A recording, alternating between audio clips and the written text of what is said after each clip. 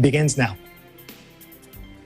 Following the violent insurrection at the U.S. Capitol a week ago and anticipating a possible violence come President-elect Joe Biden's inauguration, security is heightened at the nation's capital. In Washington, Eliza Gonzales Manglicmot gives us a glimpse of how it is today in Washington. Eliza. We are in front of the U.S. Capitol days prior to President-elect Joe Biden's inauguration. And today you can feel the heavy police and National Guard presence here at the nation's capital. Now, behind me, you can see a portion of the about 20,000 National Guard members reportedly deployed here for the inauguration ceremony and the days leading to it. It comes on the heels of the storming of the U.S. Capitol on January 6 by supporters of outgoing President Donald Trump, who were trying to stop Congress's confirmation of Biden's election victory. The riot that escalated to the forced entry into and vandalism of the Capitol building has bore criticism not just from lawmakers and residents of the country, but also across the globe, most of whom blame the unfortunate event to President Trump, who on January 13 was impeached on charges of incitement of insurrection. This has also been a very historic one because he is the only U.S. president impeached twice. Now, major streets in the district are closed and traffic through downtown D.C. is being rerouted for several days now. More buildings are boarded up and very few people who usually frequent the area are seen today.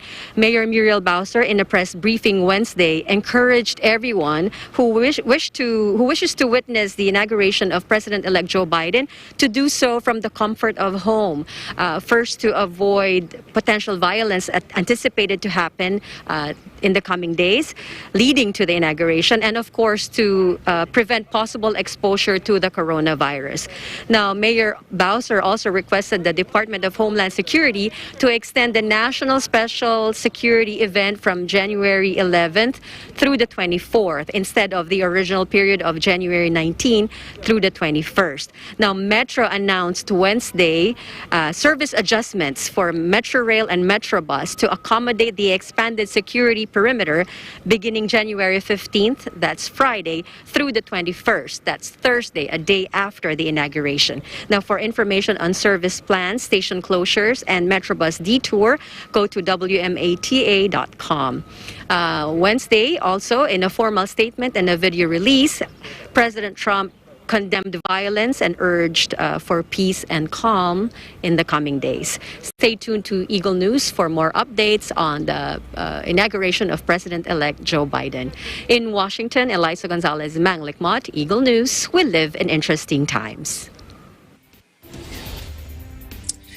Now, Eliza, you were there this afternoon, and many people throughout the nation, even throughout the world, they're wondering how it really is in Washington, D.C. They can watch the news on television, but your firsthand account, can you please tell us what other insights you can share with us tonight? Alan, in one word, I would say it's surreal. You know, driving up to the Capitol, we have seen barricades and roadblocks around the city. And we've seen that before. But one new element, however, is the presence of the heavy presence of the National Guard, and not just one or two or a dozen of them, but we've seen hundreds and all of them carrying rifles. They are surrounding the U.S. Capitol where, Alan, we used to just walk and take photos in front of. I mentioned surreal because I've given you the picture. That's the scene, right? That's the scene today. And then you see a jogger go by like it's no big deal. And not just one jogger, several joggers and bikers getting in their daily exercise. That's what I noticed here in DC. The runners or the joggers, you know, we've seen them during snowstorms, below freezing temps, or over 100-degree weather. And even when we covered the protests last summer, there were always joggers around, and it's like they're a fixture of the DC landscape.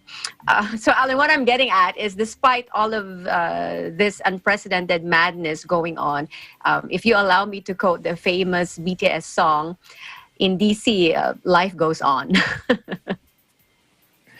Well, I'm well aware of that BTS song, Life Goes On. But how about life 4 years ago? Because I remember how EBC DC covered President Donald Trump's inauguration. But what are some of the things expected that's going to be different for President-elect Biden's inauguration?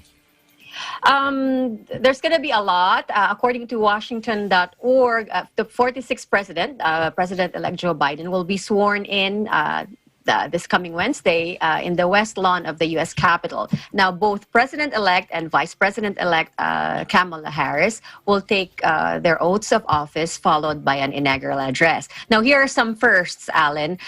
In-person attendance will be limited to Congress due to safety protocols. And when we say safety protocols, it's both COVID-19 safety and, of course, the anticipated violence that may happen that day. Now, instead of a traditional inaugural parade, the new first family, the Bidens, will arrive at the White House with a presidential escort consisting of representatives from every branch of the military.